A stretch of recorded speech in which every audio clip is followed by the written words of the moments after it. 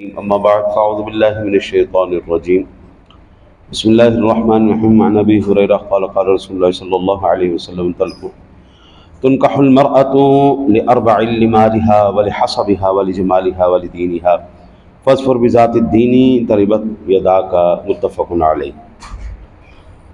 حضرت امام مسلم نے، امام بخاری نے حضرت سیدنا ابو ہریرہ رضی اللہ تعالیٰ عنہ سے روایت نقل کی ہے۔ وہ فرماتے ہیں کہ رسول اللہ صلی اللہ علیہ وسلم نے ارشاد فرمایا، عورت سے 4 وجوہات کی بنا پر نکاح کیا جاتا ہے۔ عورت سے 4 وجوہات کی بنا پر نکاح کیا جاتا ہے۔ پہلا، اس کا مال، بڑی مالدار خاتون ہے، خود بھی کھائے گی، ہمیں بھی کھلائے گی، ہمارے سارے اخراجات۔ دوسرا، اس کا خاندان بڑا عالی خاندان ہے، اس سے رشتہ کر کے بندہ اپنا شرف بڑھانا چاہتا ہے۔ تیسرا، اس کا حسن بڑی خوبصورت ہے، انتہائی خوبصورت ہے، جس وجہ سے اس سے نکاح کیا۔ چوتھا، دیندار خاتون ہے۔ نبی اکرم صلی اللہ علیہ وسلم نے ارشاد فرمایا، تم دیندار عورت کو پسند کرو، گرد آلود ہوں تمہارے ہاتھ۔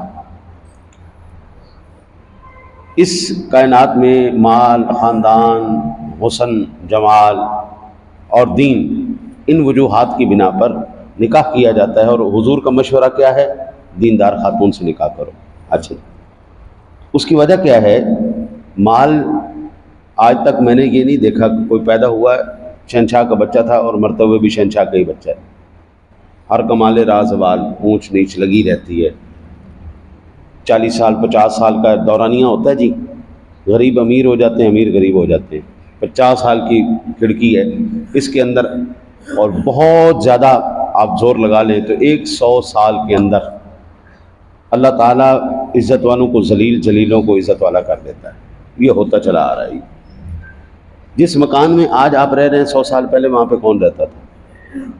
100 سال بعد کون رہے گا؟ کوئی پتہ نہیں۔ 100 سال کے اندر اللہ تعالیٰ ایسے بدل دیتا ہے سب کچھ۔ 100 سال کا شاید بزرگ آپ کو شاید ملے، شاید ملے، وہ بھی اگر پہاڑوں گاؤں میں چلے جائیں تو وہاں پہ آپ کو مل آ جائیں گے، ورنہ اللہ تعالیٰ 50 60 سال 70 سال اس کے اندر ہی اللہ حسینوں کو، جو جوانی کے اندر حسن و جمال کے پیکر تھے، اللہ اکبر، دیکھ کے رشک کمر غیرت محتاب بنتے تھے، اور بڑھاپے میں وہی 60 سال کے بعد کیا ہو گئے؟ چہرہ لٹک گیا، آنکھیں ختم ہو گئیں، گھٹنے کام کرنے چھوڑ گئے، معاملات ختم۔ مال بھی گیا، جمال بھی گیا، حسن بھی گیا۔ ایک وقت کی مس یونیورس، اور 30 40 سال کے بعد، 50 سال کے بعد سب حسن جمال ہو گیا، کوئی یونیورس نہیں کوئی۔ ہاں، دین ایک ایسی چیز ہے جو ہمیشہ ساتھ رہتی ہے۔ میں نے کہیں نہیں پڑھا ابھی تک، اگر آپ لوگوں نے پڑھا ہو تو آپ مجھے بتائیے گا کہ اللہ تعالیٰ قبر کے اندر مال بھی بھیجے گا، مالدار آدمی کا مال بھی قبر میں جائے گا۔ بلکہ میں نے تو یہ دیکھا ہے، جو ہزاروں سال پہلے بادشاہوں نے اپنی قبروں کے اندر اپنے مال رکھے تھے، وہ بھی لوگ آج نکال رہے ہیں۔ یہ احرام مصر میں آپ دیکھیں، سونے کے تخت، سونے کے برتن، بستر، اتنی چیزیں، سونے کی چیزیں، 7 خادموں کے سارا کچھ انہوں نے رکھا ہوا تھا، لیکن لوگوں نے نکال نہیں لیا۔ مال کبھی بھی ساتھ نہیں جاتا، حسن کبھی بھی ساتھ نہیں جاتا۔ ایک چیز ساتھ جاتی ہے جو ہم نے پڑھا ہے کہ جس قبرستان میں ایک عالم دین دفن ہو جائے، اللہ تعالیٰ اس قبرستان کی بخشش فرما دیتا ہے، اس کی مغفرت فرما دیتا ہے۔ حافظ قرآن جہاں چلا جائے 40 دن تک اللہ تعالیٰ اس کو عذاب سے محفوظ کر دیتا ہے۔ یہ ہم نے ضرور پڑھا ہے۔ ایک جو سینے کے اندر ایمان کا نور جو ہے، وہ اللہ تعالیٰ ہمیشہ رکھتا ہے۔ اچھا، اب یہاں پر یہ حضور نے یہ کیوں کہا کہ تم دیندار عورت کو پسند کرو؟ اس کی وجہ یہ ہے کہ آج ہم یہ زمانہ دیکھ رہے ہیں، جتنا پیسہ آتا ہے اتنی بغاوت آتی ہے، جتنا اختیار آتا ہے اتنی فرعونیت آتی ہے، دیندار لوگوں کے اندر نہیں۔ آج آپ بچے پورے پاکستان میں سے ہر مکتب فکر کے بچے اکٹھے کریں، 10 بچے اکٹھے کریں، اور دینی طبقے کے بچے اکٹھے کریں، جو دینی مائیں جو دین پڑھی ہوئی ہیں، جو مائیں دین پڑھی ہوئی ہیں ان کے بچوں کو اکٹھا کریں، جو دنیا دار مائیں ہیں ان کے بچوں کو اکٹھا کریں. آپ کو پتہ چل جائے گا کہ حضور نے دیندار عورت کا کیوں کہا ہے. ان کی تہذیب، ان کا تمدن، ان کے گفتگو، ان کی تربیت اس بات کا غماس ہوگی کہ حضور سرور دو عالم نے ہمیں صحیح حکم ارشاد فرمایا کہ دیندار عورت سے اگر وہ خود باحیا ہوگی اپنی بچیوں کو بھی باحیا بنائے گی. وہ خود حیا والی غیرت والی ہے تو وہ آگے بچوں کو بھی وہی چیز. اقبال نے کہا تھا نا، بے ادب ماں با ادب اولاد جن سکتی نہیں. بے ادب ماں با ادب اولاد جن سکتی نہیں. مادن زر مادن فولاد بن سکتی نہیں. یعنی جو سونے کے چمچ منہ میں لے کے پیدا ہوئے ہیں وہ کیسے جہاد کریں گے، وہ کیسے یہ چیزیں کریں گے. یہ اس وقت جو ہے بلاسفیمی کے معاملات سارے بڑھ رہے ہیں.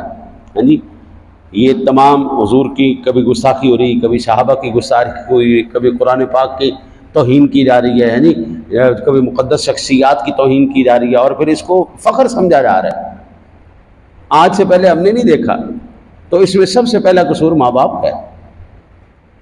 سب سے پہلا قصور، سب سے پہلے نمبر پر ماں کا قصور ہے.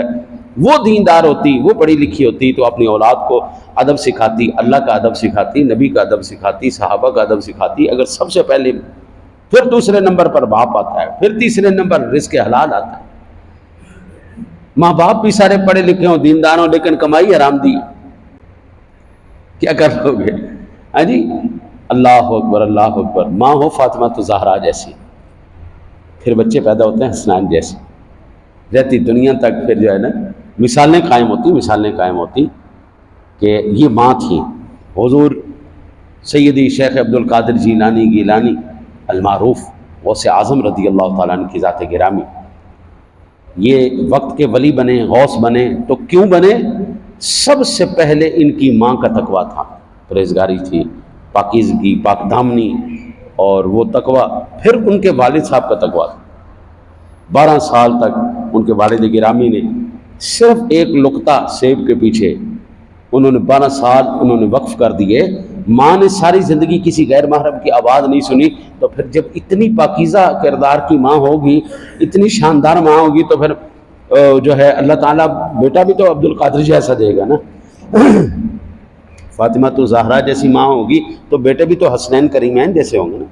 ہاں جی، ایک حدیث پاک کا میں آپ کو خلاصہ عرض کر دوں کہ نبی اکرم صلی اللہ علیہ وسلم نے ارشاد فرمایا، جو صرف مال دیکھ کر کسی عورت سے نکاح کرے گا اللہ اس کو فقیر کر دے گا، ساری زندگی فقیر ہے. حرص و لالچ پیسے کی ہے نا جی، وہ ساری زندگی نہیں ختم ہوگی. چاہے وہ صدر بن جائے پاکستان کا، لیکن اس کا کشکول اٹھا ہوا ہوگا، چاہے صدر بن جائے. ہاں، یہ جو مال کا حرص ہے نا جی، صرف اس لیے اس عورت سے نکاح کیا کہ مال کی طلب تھی. آقا جی کہتے ہیں وہ ساری زندگی فقیر رہے گا. دوسرا، جو خاندان دیکھ کر، اونچا خاندان ہے جی، ہم سے جڑ جائیں گے تو ہمارا بڑی ویلیو نام ہو جائے گا. حضور فرماتے وہ ساری زندگی ذلیل رہے گا، اللہ اس کو ذلیل کرے گا. پھر حضور فرماتے جو دین دیکھ کر نکاح کرے گا اللہ اس کو برکت دے گا، اس کے اندر برکت دی جائے گی. مال اور جمال ایک جھٹکے میں وہ چلے جاتے ہیں. ایک جھٹکے میں مال گیا، جمال، ایک خوبصورتی، ایک کوڑ دی بیماری پہ ایک بیماری ہوئی، بس ہو گیا. اور خاندانوں کے تو آپ پاکستان کے اندر رہتے ہیں ماشاءاللہ، ایک ایسے فیصلے ہوتے ہیں. ایک فیصلہ ہوا، خاندان بھی ختم، پیسہ بھی ختم، اٹھا کے جیل. چلو بڑے بڑے خاندان جیلوں میں پڑے. کون سا خاندان، کیا خاندان، بچے ہوئے تو ہم جیسے بچے ہوئے. ہاں جی، غریب ماڑو سے ماتڑ سے قسم کے لوگ وہ بچے ہوئے. تو بچنا ہے، دیندار بن جاؤ، اللہ تعالیٰ تمہاری حفاظت کرے گا. اور رشتے کرنے تو یہ حضور کا ایک ہے مشورہ، اس پر عمل کرو گے زندگی کامیاب رہے گی، نہیں کرو گے آپ کی اپنی مرضی. ہمارا کام ہے بتا دینا، آپ عمل کرتے ہو تو آپ کا بھلا ہے، نہیں کرتے ہو جناب ہمیں کوئی نقصان نہیں ہونا. اللہ سے دعا اللہ آپ کو مجھے عمل کی توفیق عطا فرمائے.